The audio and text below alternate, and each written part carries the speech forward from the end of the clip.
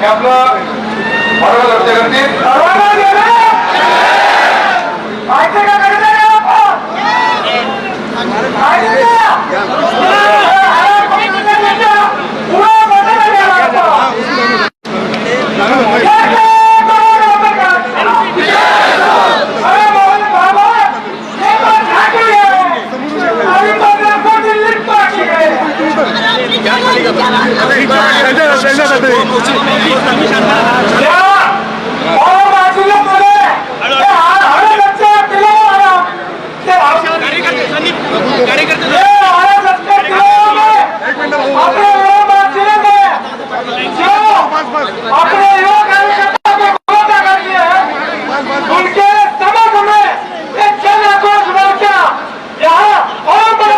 और ये मोर्चा के समर्थन में आप सभी भाई लोग सब आए हैं.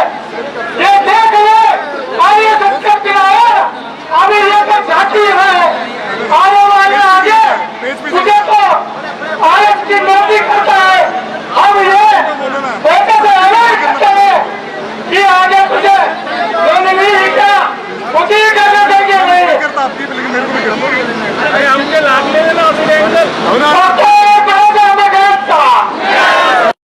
शपथ घ्यायचा आहे आपल्याला एक प्रतिज्ञा करायची करा प्रतिज्ञा करायच्या सगळ्यांनी हात वर करा सगळ्यांनी हात वर करा.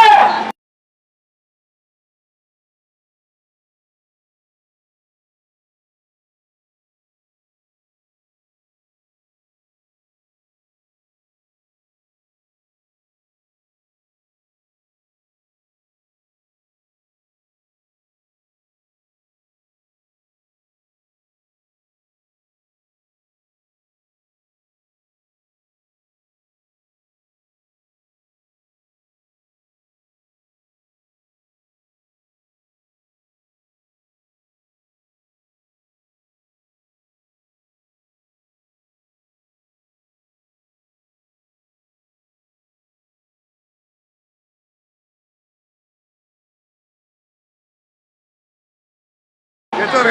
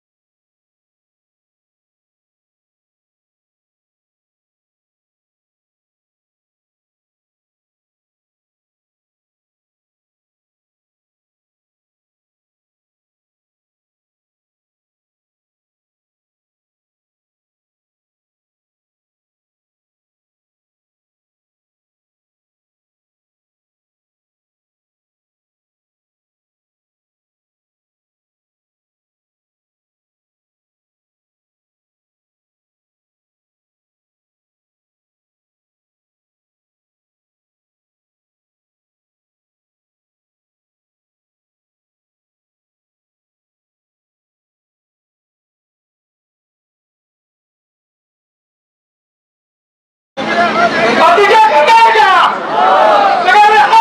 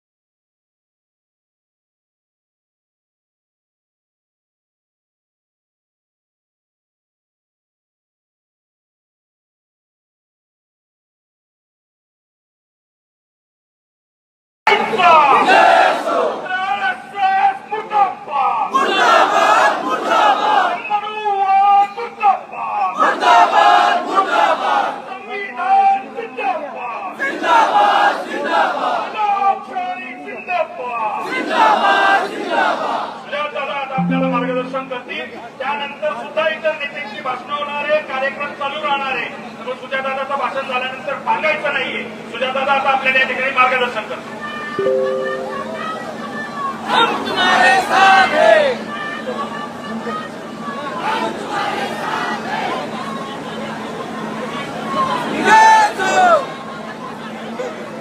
जय हो. हम तुम्हारे साथ हैं. हम तुम्हारे साथ हैं. तुम्हारे साथ हैं. यहाँ पे मौजूद सभी माता भगिनी को, सभी साथीदारों को और इस लड़ाई में सारे साथीदारों को मेरा साथीदार भाइयों, हम सबको समझना होगा कि हम आज यहाँ पे मौजूद क्यों हुए और इसके पीछे घटना क्या है.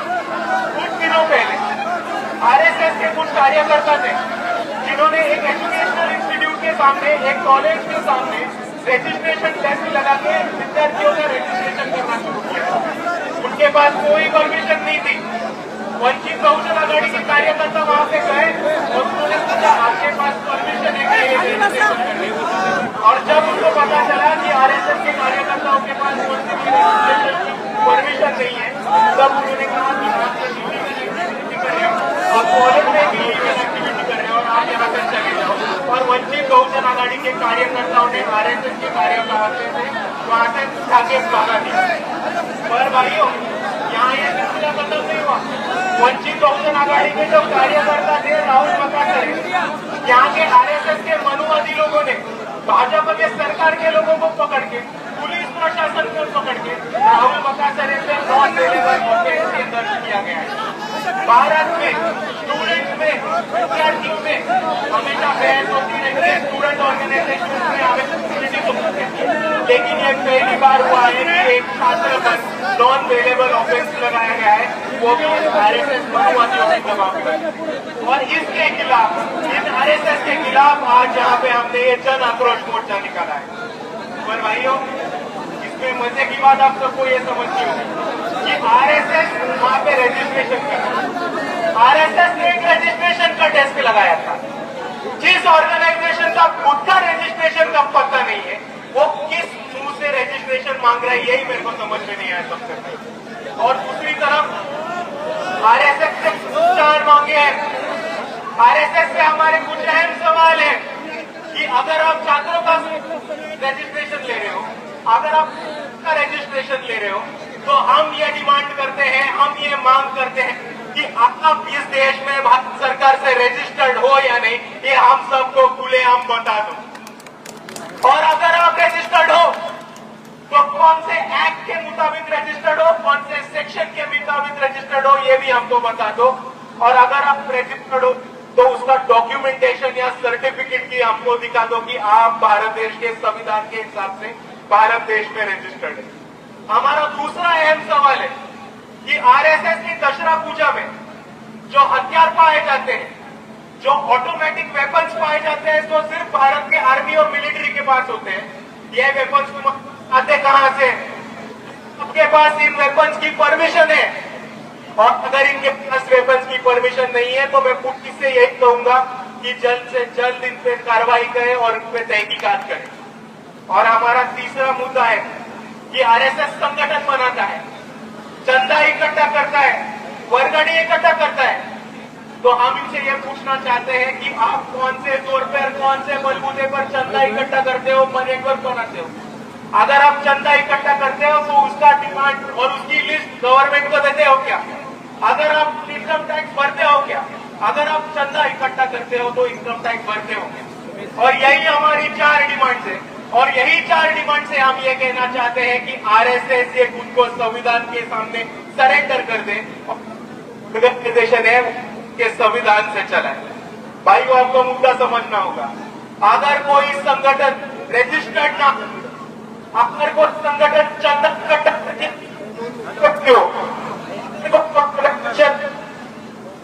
इलीगल वेपन्स, ऑटोमेटिक वेपन्स, भारतीय आर्मी के वेपन्स अपने पास रखती है विदाउट लाइसेंस, तो क्या उनको टेररिस्ट ऑर्गेनाइजेशन नहीं माना जाएगा?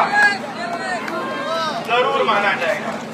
और इसीलिए हम यहाँ कहने आए हैं कि हम संविधानवादी है, हम अम्बेडकरवादी है, हम सब बाबा साहब के संविधान से और भारत के कानून से चलने वाले लोग हैं। और हमारी यही जिद है, हमारी यही मांग है कि आरएसएस भी भारत के संविधान से और भारत के कानून से चले और आगे चलता रहे।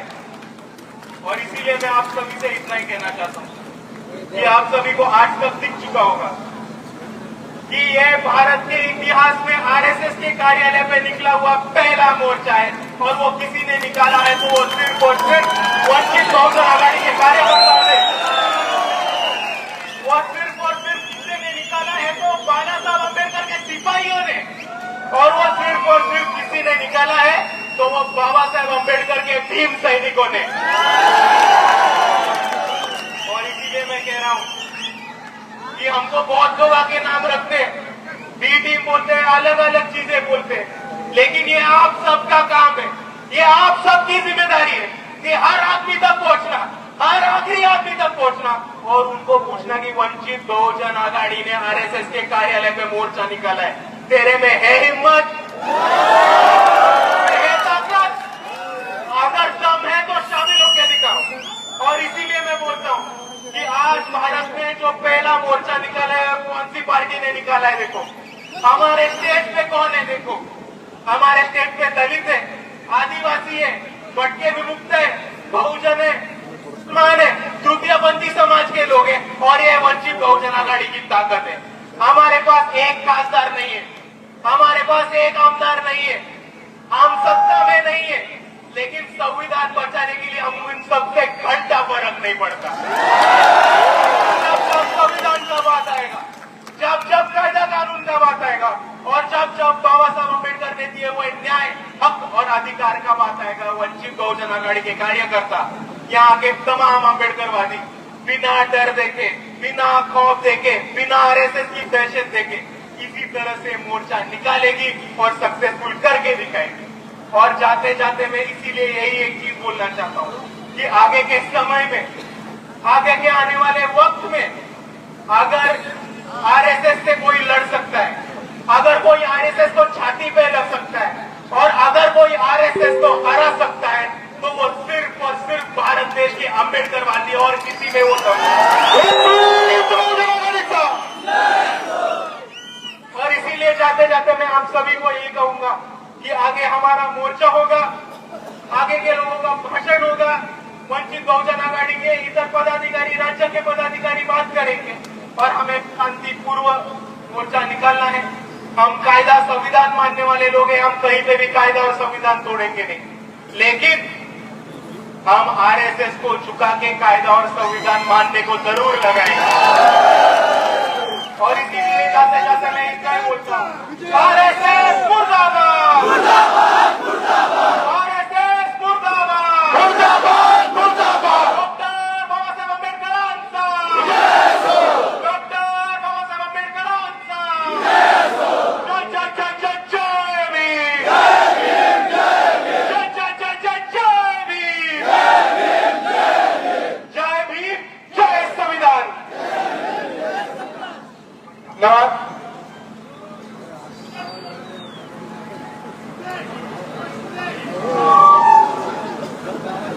एक मिनट,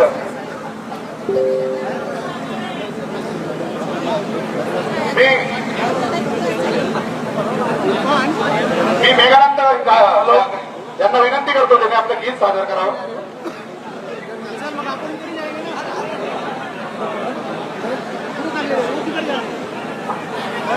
मी यानंतर फारुख अहमद यांना विनंती करतो की त्यांनी आपलं मनोगत व्यक्त करायचं।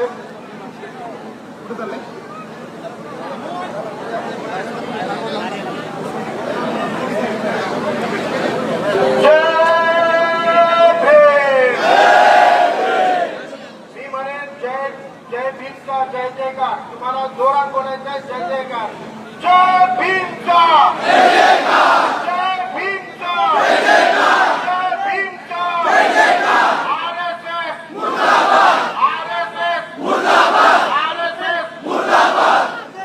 भारत में रहते हुए भारत के संविधान को, भारत के तिरंगे को, भारत का राष्ट्रीय प्रतीक अशोक स्तंभ को जो लोग नहीं मानते हैं वो सारे देशद्रोही है, मैं उन सबका निषेध करता हूँ।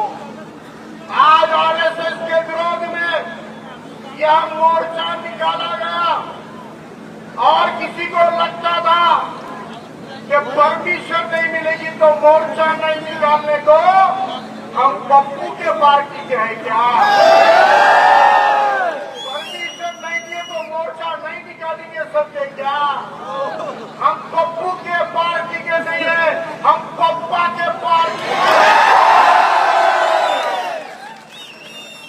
के अंदर रहते हुए जो सालों साल तिरंगा नहीं लगाते हैं वो हमको कागज बताना पड़ेगा। आज तुम्हारे पप्पा जी आरएसएस को पूछ रहे हैं रजिस्ट्रेशन का कागज बताओ, कागज तो तुमको दिखाना पड़ेगा, भारत के कानून से रजिस्टर्ड हो कि नहीं हो, ये पूछने का दम खम अम्बेडकरवादी में है। भूले जाओ अम्बेडकरवाद,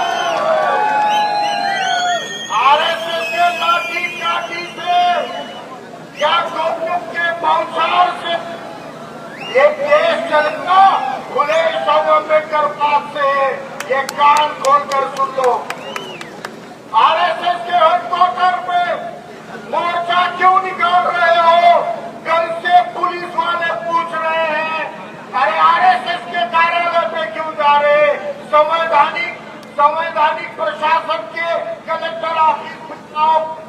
रीजनल ऑफिस पे आओ, हमने उनको कहना चाहता हूँ, खाकी पहनने वाले दो टाइप के लोग, एक देश तोड़ने वाली छठी गैंग है और देश संभालने वाली पुलिस की वर्दी है जो संविधान के रक्षक के लिए बनाई गई है।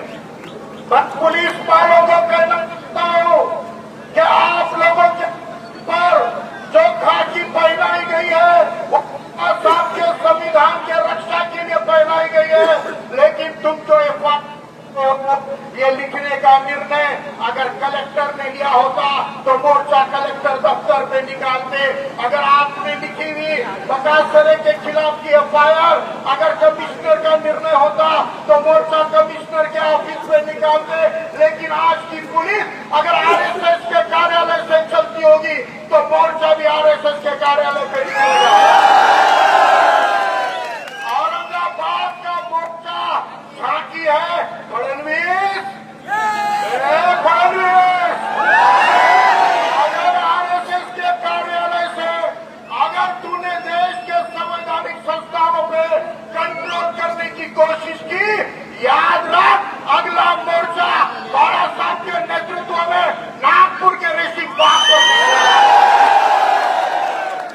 अगर भारत के संविधान के कानून के अंतर्गत आरएसएस रजिस्टर्ड नहीं होती है, अगर बेकायदेशीर गैर कानूनी संगठन अगर हथियारों की भूमि पूजा करती है तो जेल में उमर खालिद को नहीं मोहन भागवत को रहना चाहिए।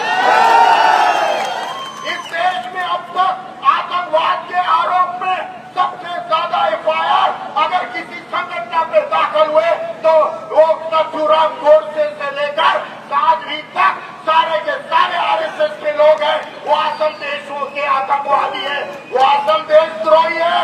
ये ऐलान करते हैं ये देश आरएसएस के लाठी काठी से और गोलियों के बौछार से नहीं, बोले शव अम्बेडकर वाद से चलेगा, संविधान से चलेगा। जय भीम, अल्लाह हाफिज, जय संविधान। आरएसएस मुर्दाबाद, आरएसएस मुर्दाबाद, आरएसएस मुर्दाबाद। धन्यवाद भाऊ सर. विभागाचं आपलं नेतृत्व सुजाता दामोदरांना विनंती करतो त्यांना आपलं मार्ग सांगावा. सुजाता झालं.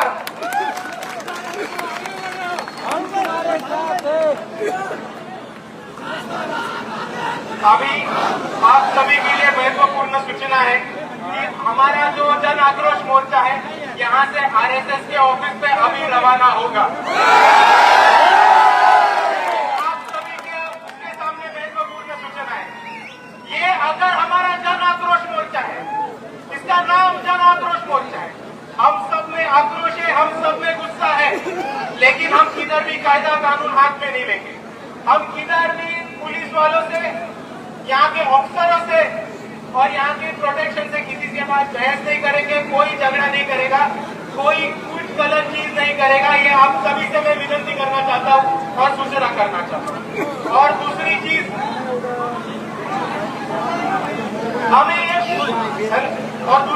ये है कि हमें ये पूरा मोर्चा जो है वो पूरी शांतता पूर्वक करना होगा, शांतता से करना होगा। हम आरएसएस को संविधान और कायदा सिखाने जा रहे हैं।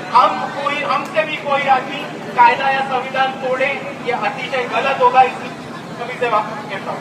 परत एकदा आपल्या सर्वांना विनंतीमध्ये विनंती करतो की आपण इकडे शांततापूर्व हा मोर्चा काढणार आहोत.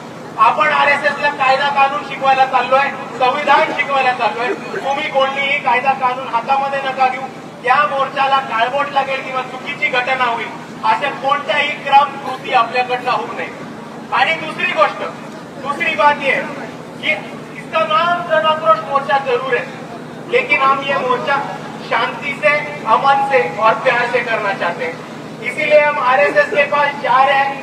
तो आरएसएस के पास जो जा रहे हैं वो आक्रोश या नारे लेके नहीं, लेकिन आरएसएस के लिए 3 तोहफे लेके आए हैं. 3 तोहफे. हमारा पहला तोहफा है भारत का झंडा. 70 साल हुए आरएसएस 15 अगस्त को पहला दिन मनाता है. आरएसएस 15 अगस्त को झंडा नहीं लगाता है. इसीलिए हमको ये कहना है कि इस भारत देश में रहना होगा तो तुमको तिरंगा लहराना होगा. दूसरा तोहफा है हमारा भारत का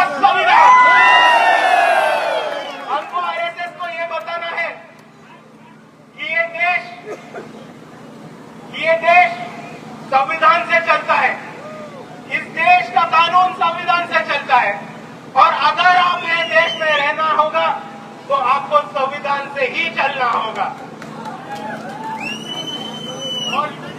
और तीसरा हमारा जो गिफ्ट है वो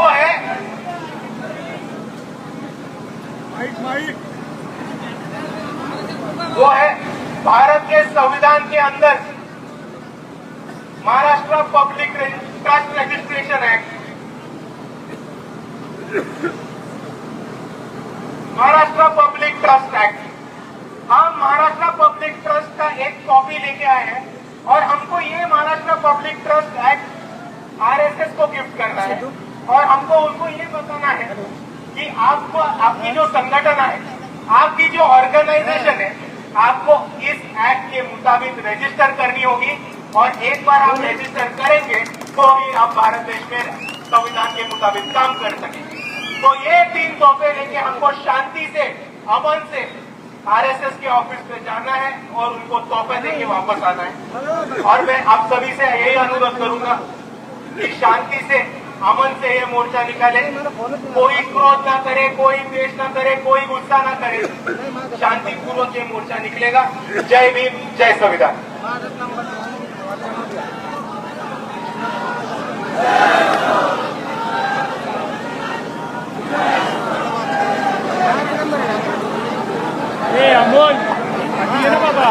सगळ्यांनी सहकार्य करायचं का दादा आणि राज्याचे नेते खाली उतरतील, छत्रपती शिवरायांना घालून ते वंदन करतील आणि पुढे निघतील। त्यानंतर बाकीच्यांनी मागे मागे यायचंय।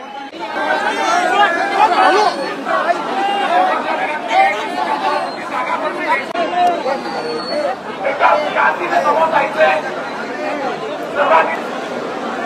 सुरुवातीचा मान जायचंय, शांतीमय जायचंय। कुणी मोठा जायचा नाहीये, आपल्या महिला मंडळाला समोर घ्यायचंय।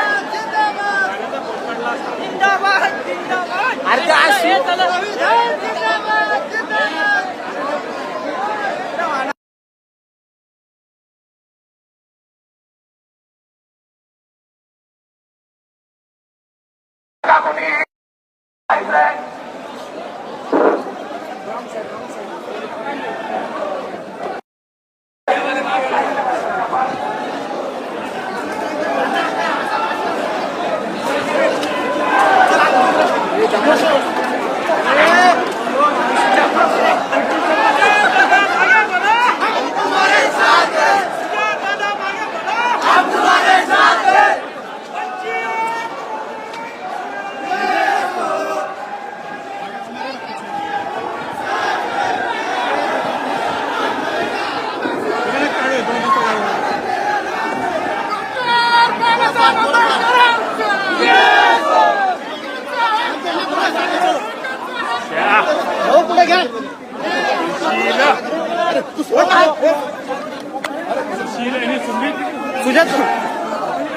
अमित भैया, वो अमित हो साडी लागत दादा थोडा हळू।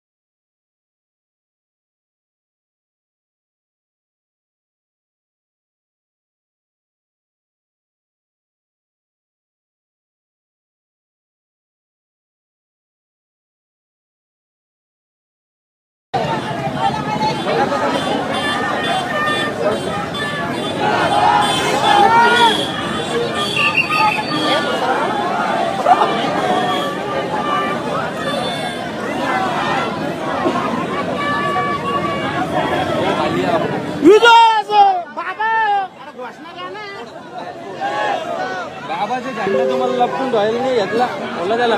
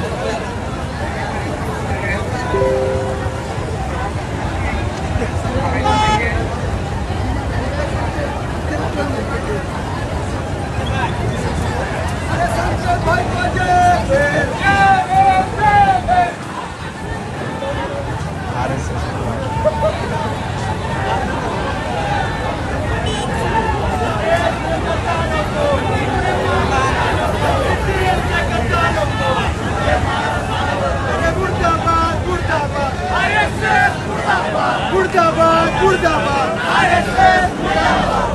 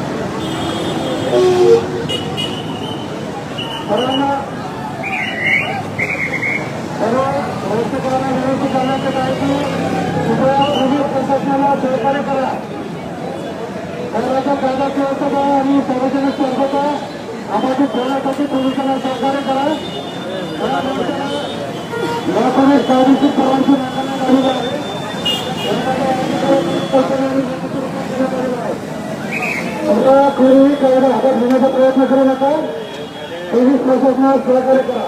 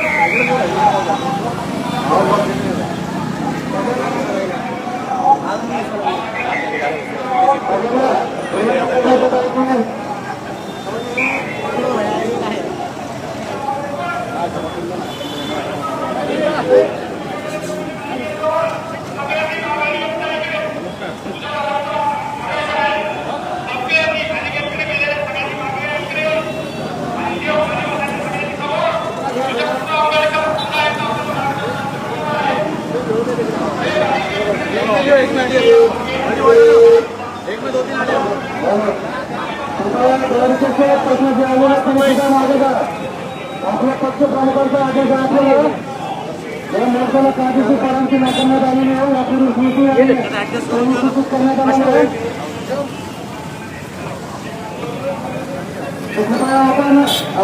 हो काका कोणताही कायदा प्रश्न निर्माण होणार नाही आणि हो भैया भंग करणार नाही याकरता पोलीस प्रशासन बोला भाऊ बोला माझ झाल्यावर तुम्ही घ्या मला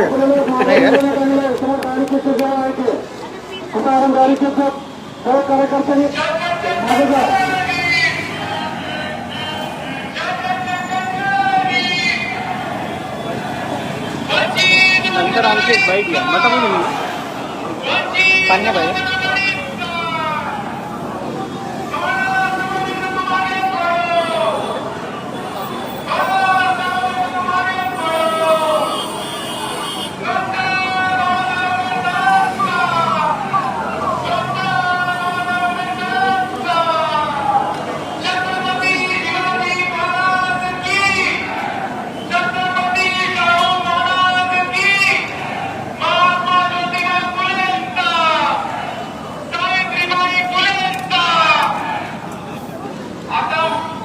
आपल्या सर्वांना आम्ही सांगितलं होतं की RSS साठी कंपनीचे 3 महत्त्वाचे गिफ्ट आहेत. कोणते 3 गिफ्ट? सगळ्यात पहिलं काय? संविधान. दुसरं काय? भारताचा स्टेट आहे. तिरंगा. आणि तिसरं काय? Public registration act.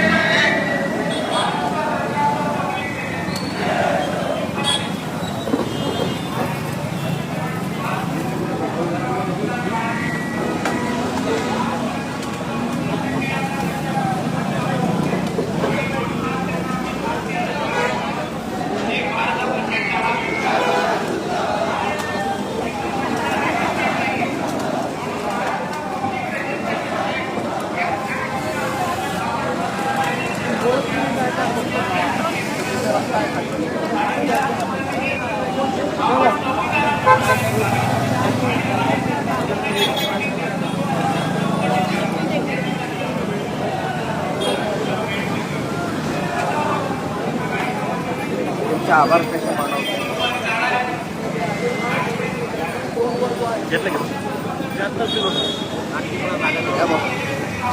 थँक्यू. घेतला आत्ताच घेतलो.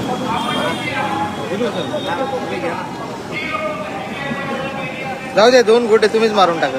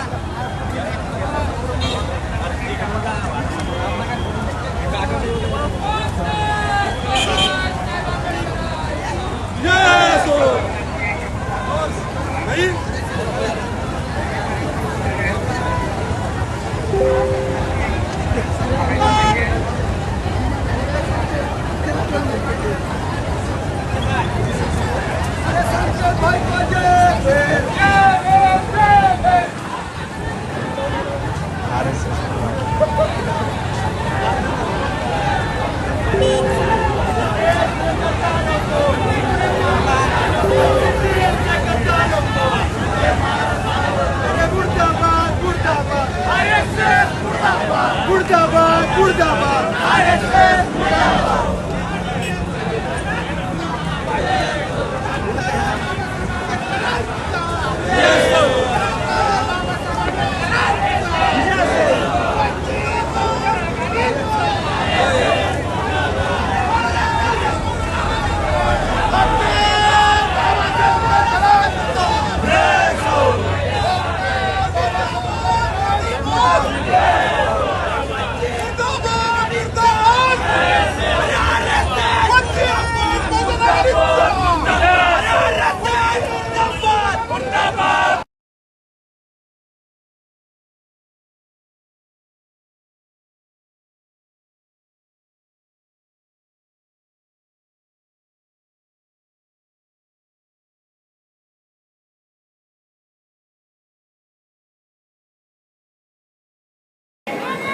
ठीक आहे सर.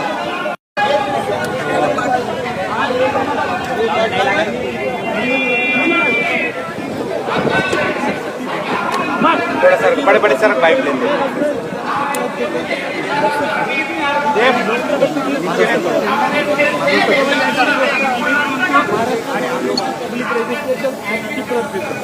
एक 3 गोष्टी आम्ही याच्यासाठी देतोय की तुम्ही त्याप्रमाणे स्वतःला रजिस्टर करा दरवर्षी आणि दर दिवशी तिरंगा आणि भारताचा झेंडा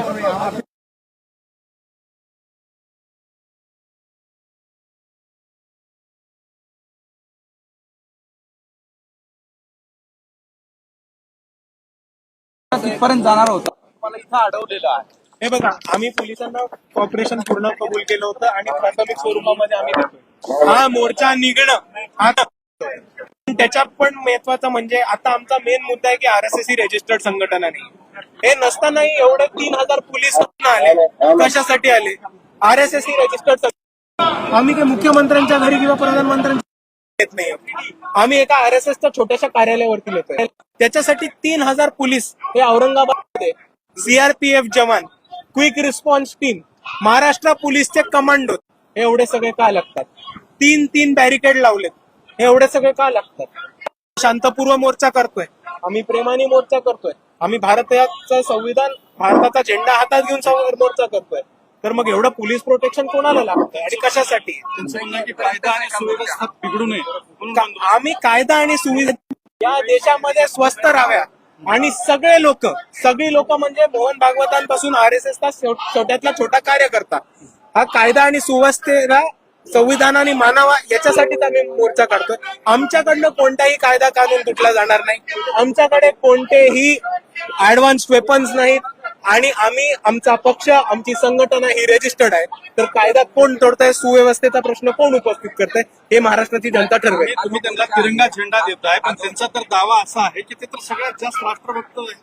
पण हेच राष्ट्रभक्त लोक इतके दिवस 15 ऑगस्टला काळा दिवस साजरा करत होते. हे पण तेवढाच मोठा इतिहास आहे. हेच राष्ट्रभक्त लोक भारताच्या स्वातंत्र्याच्या चळवळीमध्ये कुठेही सामील नाही झाले. हीच राष्ट्रभक्त लोक ब्रिटिशांशी हस्तक्षेप होते आणि त्याच्याहून महत्वाचं हेच राष्ट्रभक्त लोक संविधान किंवा 15 ऑगस्ट मानत नाहीत. तर राष्ट्रभक्त कोण हा प्रश्न जनता विचारणारच आहे. असं आहे की हा मोर्चा आता संपला आहे का की पुढे जाणार आहे? हे बघा हा मोर्चा इकडे कंटिन्यू राहील. वंचित बहुजन आघाडीचे जितके पण ज्येष्ठ पदाधिकारी नेते आलेत ते लोकांना संबोधित करतील, आमची भूमिका मांडेल आणि तोपर्यंत आम्ही RSSला ह्या 3 गोष्टी गिफ्ट करून येऊ. कोण जाणार आहेत तुम्ही तिथे भेटा? माझ्या बरोबर वंचित बहुजन आघाडीच्या युवक आघाडीच्या राज्याच्या उपाध्यक्ष शमीबाताई पाटील, त्या आपल्या रावेर मतदारसंघाच्या उमेदवार सुद्धा होत्या आणि त्याच पद्धतीने वंचित बहुजन आघाडीचे राज्याचे उपाध्यक्ष अमितदादा भुईगळ, औरंगाबादचे नेते, हे आम्ही तिघं एकत्र जाणार. धन्यवाद.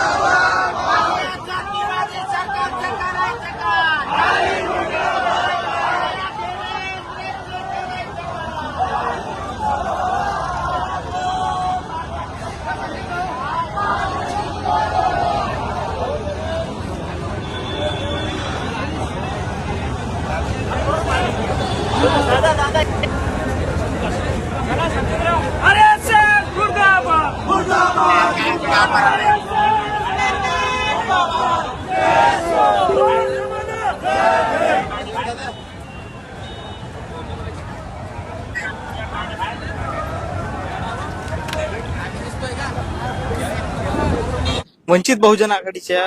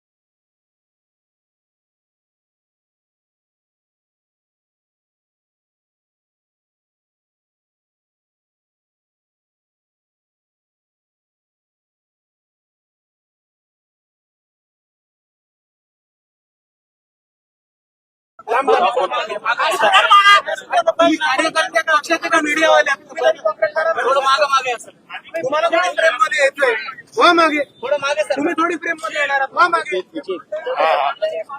अरे लवकर नका ना आधी काका ऐसा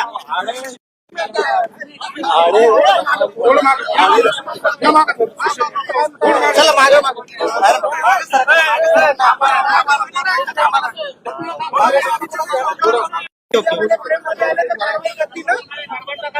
मीडियावाले फ्रेम मध्ये आले तर RSS कडवाई करत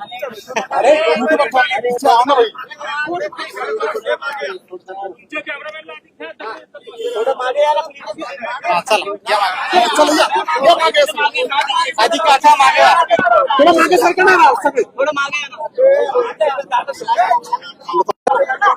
आज वंचित बहुजन आघाडीचा RSS विरुद्ध मोर्चा पोचलेला आहे.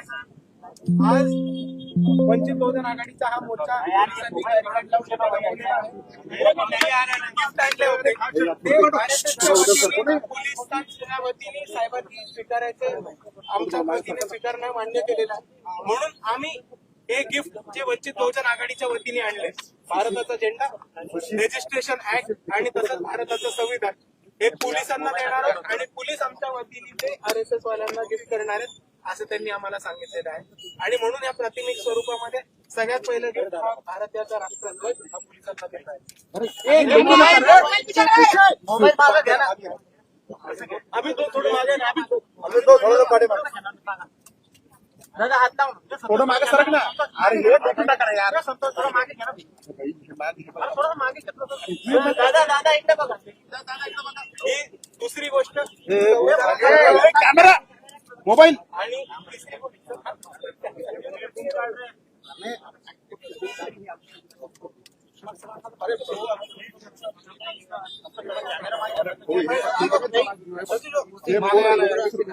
NDTV बुक झाली घ्या हा घेतलं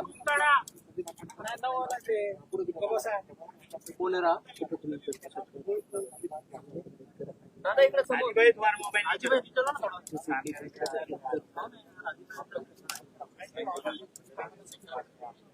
बेटे कितना नीचे देख ले पिसराड़ से तो नीचे है कहाँ है अरे बोल 25 थोड़ा हटा दादा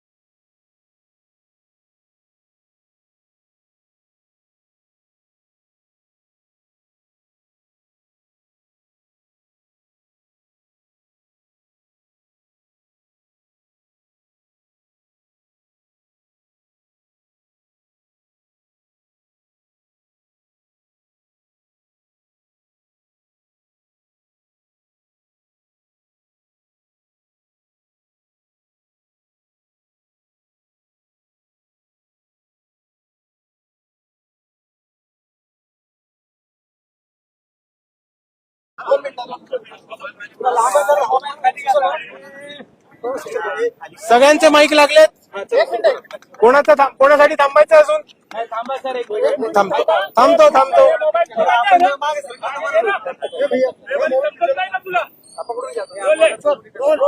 एक मिनिट, सगळ्यांचं झालंय. पत्रकार बांधवांना एवढी सूचना आहे की ही शेवटची प्रेस कॉन्फरन्स पीसी किंवा बाईट समजू. जे विचारायचंय आत्ताच विचारून घ्या. सुरू करा. असं आहे की तुम्ही RSS ला देणार होते सगळं हे, परंतु RSS कडून आपलं हे स्वीकारण्यासाठी एकही व्यक्ती आला नाही. तुम्ही ते पोलिसांना दिलंय. हे तुमच्या मोर्चाचं यश की अपयश? हे बघा, तुम्हाला आता कसं इंटरप्रिटेशन करायचं हे तुमच्यावरती आहे. आपण ह्याचा असा महत्वाचा अर्थ काढू शकतो की RSSचा एकही माणूस भारताचा झेंडा, भारताचं संविधान आणि Maharashtra registration public registration act स्वीकारायला समोर नाही आलं तर आपण हे मानू शकतो का की ह्या गोष्टी त्या मानत नाहीत, भारताचं संविधान ते मानत नाहीत, भारताचा राष्ट्रीय ध्वज ते मानत नाहीत आणि महाराष्ट्राचा पब्लिक रजिस्ट्रेशन ऍक्ट ते मानत नाहीत, हे आपण गृहीत धरू शकतो का?